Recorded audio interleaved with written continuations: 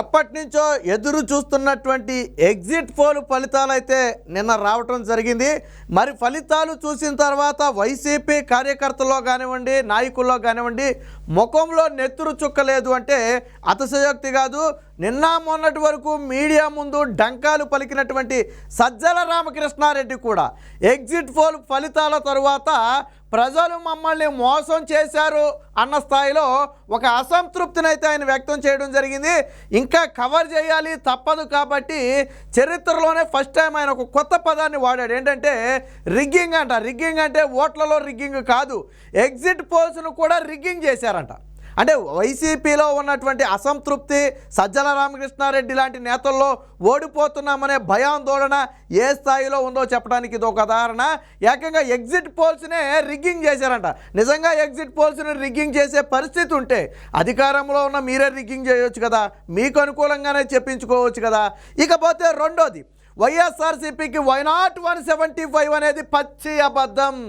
జగన్మోహన్ రెడ్డి సొంత పత్రికల్లో ఇచ్చినటువంటి సర్వేల్లో కూడా, అంటే ఆయనకు అనుకూలంగా ఇచ్చినటువంటి సర్వేల్లో కూడా 100-110 సీట్లకు మించి జగన్మోహన్ రెడ్డికి ఇవ్వలేదు. అన్ని సీట్లు ఆయనకి రావు, అది వేరే విషయం. అంటే వాళ్ళు కూడా మళ్ళీ 150+ అని చెప్పే సాహసం ఏ ఒక్క వ్యక్తి కూడా చేయలేదు. ఎందుకంటే దారుణమైన పరాజయాన్ని వైసీపీ పార్టీ చవి చూడబోతుంది, అది వాళ్ళకు తెలుసు. కానీ తప్పని పరిస్థితుల్లో జగన్మోహన్ రెడ్డితో అంటగాగుతున్నారు కాబట్టి ఇవ్వాలి, కాబట్టి వాళ్ళకి ఆ సీట్లు అయితే ఇవ్వడం జరిగింది. అవన్నీ కూడా ఆ క్రెడిబిలిటీ లేనటువంటి సంస్థలు, కొద్ది గొప్ప క్రెడిబిలిటీ ఉన్నటువంటిది అయితే ఆరామస్థాన్ సర్వే తప్ప మిగతా ఏది కూడా లేదు. అది కూడా జగన్మోహన్ రెడ్డికి 95 నుంచి 105 మధ్యలో ఇచ్చినట్టుగా ఉంది. సో అది కూడా జరగదు. ఆరామస్థాన్ సర్వే మరీ విచిత్రంగా ఉంది. సరే, అదంతా తర్వాత మాట్లాడుకున్నది, వేరే ఆ టాపిక్. అయితే మరి ఎందుకు సజ్జల రామకృష్ణారెడ్డిలో ఆ నైరాశ్యం మొదలైందంటే ఓటమి కొట్టొచ్చినట్లుగా కనపడుతుంది. ఇప్పుడు గంభీరాలు పలికినా 2 రోజుల్లో ఫలితాలు రాబోతున్నాయి. సో ఇప్పటికిప్పుడు గంభీరాలు పలికి పెద్దగా ఒరిగేది ఏమి ఉండదు అనుకున్నాడు ఏమో, కానీ మేము మంచి జరుగుద్ది అనుకున్నాం కానీ జరగలేదు. అయినా సైలెంట్ ఓటింగ్ ఉంది, అది మాకే పడవచ్చు, అవి సర్వేలకు అందో అని చెప్పి ఇంకా ఏదో డంకా బజించే ప్రయత్నం చేస్తున్నాడు. ఈ సజ్జల రామకృష్ణారెడ్డి మాట్లాడిన మాటలు ఒకసారి మనం విందాం, ఏం మాట్లాడాడు. పాజిటివ్ ఎజెండా బాగా పనిచేసి ఉంటుంది అనుకున్నాము. విన్నారు కదా, పాజిటివ్ ఎజెండా బాగా పని చేస్తుంది అని అనుకున్నాం అన్నట్టుగా చెప్తున్నాడు. కానీ పని చేయలేదని ఒప్పుకున్నాడు. ఏనండి మీరు ఒకసారి మళ్ళీ. పాజిటివ్ ఎజెండా బాగా పనిచేసి ఉంటుంది అనుకున్నాము. ఇప్పుడు వస్తున్న ట్రెండ్ అయితే సూచిస్తున్నాయి. బహుశా సైలెంట్ ఓట్ ఎక్కువ ఉంటుంది కాబట్టి వాళ్ళు, అంటే ట్రెండ్ సూచిస్తుంది. ఏం ట్రెండ్? ఎవరిని సూచిస్తుంది? ప్రతిపక్షాల విజయాన్ని సూచిస్తుంది. అది ఆయన చెప్పేది కూడా అదే. ట్రెండ్ అయితే సూచిస్తుంది. దేన్ని సూచిస్తుంది? ప్రతిపక్షాల విజయాన్ని సూచిస్తుంది. అందుకని ఏమన్నాడు, ఇంకో మాట కూడా అన్నాడేనండి ఒకసారి. ట్రెండ్ అయితే సూచిస్తున్నాయి. బహుశా సైలెంట్ ఓట్ ఎక్కువ ఉంటుంది కాబట్టి వాళ్ళు దీంట్లో అంత ఎక్స్ప్రెస్ కాకపోయింది వచ్చేవనుకుంటున్నాం. రేపు రిజల్ట్స్లో మెరుగైన ఫలితాలు అవి కనపడతాయని అనుకుంటున్నాను. విన్నారు కదా, సైలెంట్ ఓటింగ్ ఉంది కదా, వాటిని సర్వే సంస్థలు అందుకుని ఉండొచ్చు, అవి మాకు అనుకూలంగా ఉండొచ్చు. సో మెరుగైన ఫలితాలు మాకే రావచ్చు, చెప్పలేం. కానీ మేము అదిగో సర్వే ఫలితాల్లో స్పష్టంగా వైసీపీ విజయం సాధిస్తుంది, ఇదిగో మాకు ఇన్ని సీట్లు రాబోతున్నాయి, 120కి 130కి తగ్గే ప్రసక్తే లేదు, జగన్మోహన్ రెడ్డి మరొకసారి సీఎం అవుతున్నాడు అని చెప్పలేని దౌర్భాగ్య పరిస్థితికి సజ్జల రామకృష్ణారెడ్డి వచ్చాడు. ఏమంటాడు ఒకసారి ఏనండి మీరు క్లారిటీ. సైలెంట్ ఓట్ ఎక్కువ ఉంటుంది కాబట్టి వాళ్ళు దీంట్లో అంత ఎక్స్ప్రెస్ కాకపోయింది వచ్చేవాళ్ళు. అంటే సైలెంట్ ఓటింగ్ ఉంది కదా, అది బయటకు చెప్పుండ్రు ప్రజలు, సర్వే సంస్థలకు చెప్పుండకపోవచ్చు, అది మాకే అనుకూలంగా పడి ఉండొచ్చు. అంటే అన్ని అనుకోవటమే. ఈయన ఇందాక అన్నాడు చూడండి, పాజిటివ్ ఏదో మాకు పని చేస్తుంది అనుకున్నాం కానీ పని చేయలేదు అన్నట్టుగా. ఇప్పుడు సైలెంట్ ఓటింగ్ పడింది, అది మాకే పడి ఉండొచ్చు, సర్వే సంస్థల అంచనాలకు అంది ఉండకపోవచ్చు. కాబట్టి ఏమంటున్నాడు చివరిలో, రేపు రిజల్ట్స్లో మెరుగైన ఫలితాలు అవి కనపడతాయని అనుకుంటున్నాను. విన్నారు కదా, అంటే రేపు రిజల్ట్స్లో మెరుగైన ఫలితాలు వైఎస్ఆర్సీపీకి కనపడతాయని మేము అనుకున్నాం అన్నాడు. అంటే ఇప్పటివరకు మెరుగైన ఫలితాలు లేవని ఒప్పుకున్నట్టే కదా. రేపు రిజల్ట్లో మెరుగైన ఫలితాలు కనపడతాయి అన్నాడు. సరే, అప్పుడేం కనపడుతుంది కాసేపు పక్కన పెడదాం. ఇప్పుడైతే మెరుగైన ఫలితాలు వాళ్ళకి రాలేదు. సర్వేలన్నీ కూడా జగన్మోహన్ రెడ్డి ఓటమిని సూచిస్తున్నాయి కదా, ఒప్పుకున్నాడు కదా.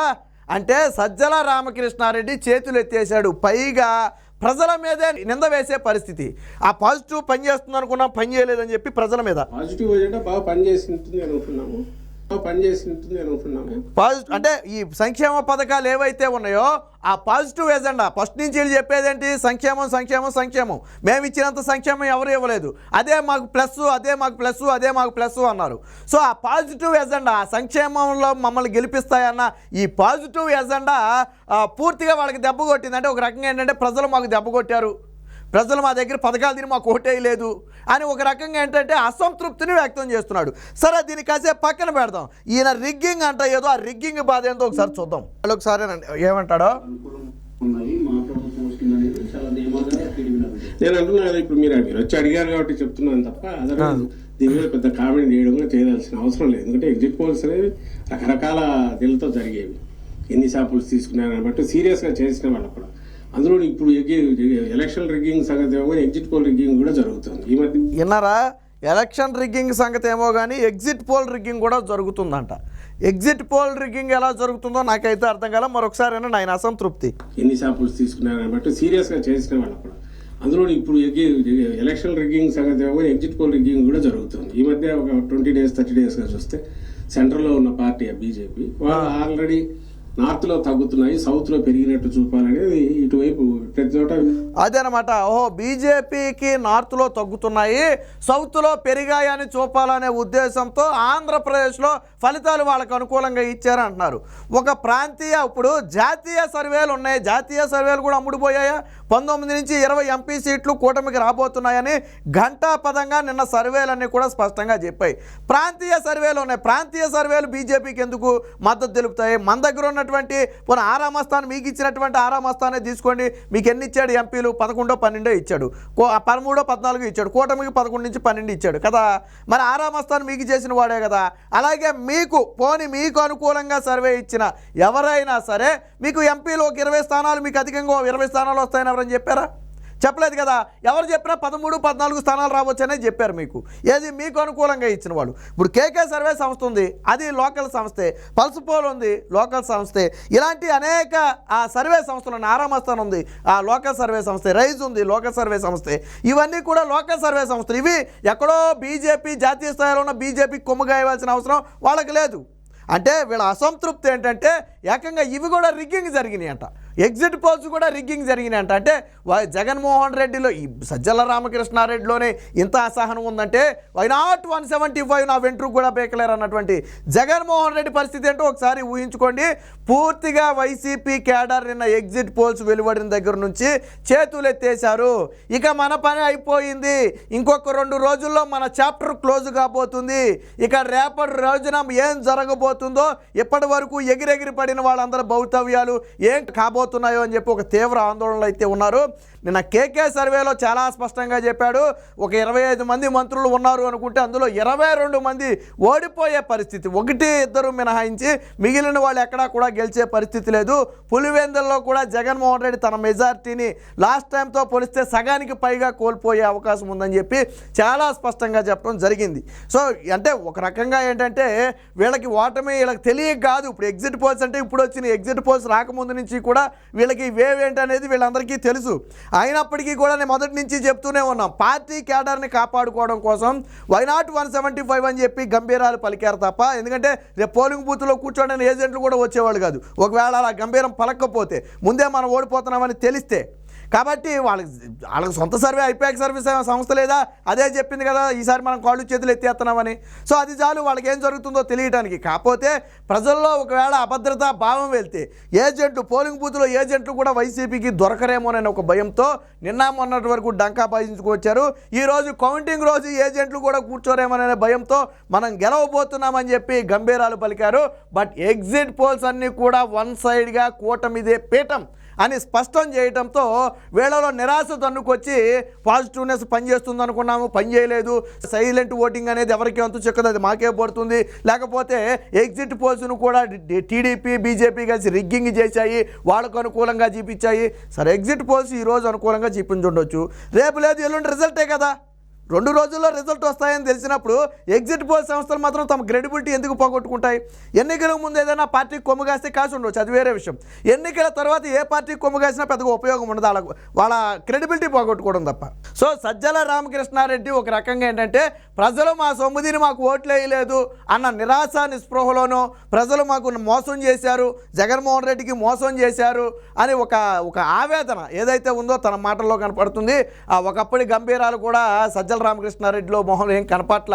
మొత్తం చూడండి, మొగమంతా వాడిపోయేదో మీరు అడుగుతున్నారు కాబట్టి చెప్తున్నాను, లేకపోతే నాకు అది కూడా అవసరం లేదు, మాది మాకే ఉంటుంది, ఏదో గతంలో అన్నాడు కదా మా ఓటర్లు వేరే ఉన్నారని, అలాగనే మరి మా సర్వే సంస్థలు వేరే ఉన్నాయి అంటాడో, లేకపోతే రేపు పొద్దున ఫలితాలు వచ్చిన తర్వాత అబ్బాయి ఈ ఫలితాలు మాది కాదు, మా ఫలితాలు వేరే ఉన్నాయి అంటాడో మనకైతే తెలియదు. కానీ ఎందుకంటే అది నాలికి కాదు, తాటి మాట, ఎటు కావద్దు మడతేసి మాట్లాడేయడం సజ్జల రామకృష్ణారెడ్డికి అలవాటు. నేనేమన్నాడు, మరి నిన్న పవన్ కళ్యాణ్ని చంద్రబాబుని ఓడిస్తామన్నారు కదా మీరు, నారా లోకేష్ని, వాళ్ళ ముగ్గురు గెలుస్తున్నారని ప్రతి సర్వే సంస్థ చెప్తుంది కదంటే, అబ్బాయి మేము ఎప్పుడు అసలు మేము వాళ్ళని ఓడిస్తామనలేదు, ఎప్పుడు మేము వాళ్ళు అన్నారు తప్ప మేము ఎప్పుడు వాళ్ళని కించపరచలేదు.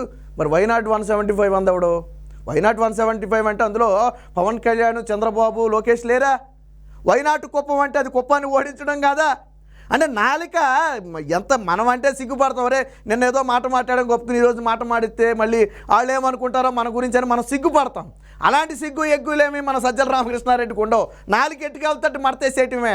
రేపు ఓడిపోయిన తర్వాత కూడా అంతే, నాలుగు ఈజీగా మడతేసేస్తాడు. వాళ్ళకి సిగ్గు శరం అనేది వాళ్ళ జీవితంలోనే లేదనుకోండి. ఇది మొత్తంగా సజ్జల రామకృష్ణారెడ్డి ఎగ్జిట్ పోల్స్ మీద 2 చేతులు ఎత్తేసాడు. ప్రజలు మాకు వెన్నుపోటు పొడిచారు, మా పథకాలు దీన్ని మాకేం ద్రోహం చేశారన్న ఒక నిరాశ అయితే సజ్జల రామకృష్ణారెడ్డిలో కనపడుతుంది. మరి ఇప్పుడే ఇంత నిరాశ నిస్పృహల్లో ఉంటే రేపొద్దున జూన్ 4న రాబోయే పెను ప్రకంపన చూసి, సునామీ, కూటమి సునామీని చూసి మరి సజ్జల రామకృష్ణారెడ్డి ఉంటాడో ఆ సునామీలో కొట్టుకుపోతాడో మనకైతే తెలియదు. మొత్తంగా వైసీపీ కేడర్ మొత్తం కూడా చెప్పబడిపోయింది. వాళ్ళ ఓటమిని దాదాపుగా వాళ్ళందరికీ కూడా అర్థమైపోయింది.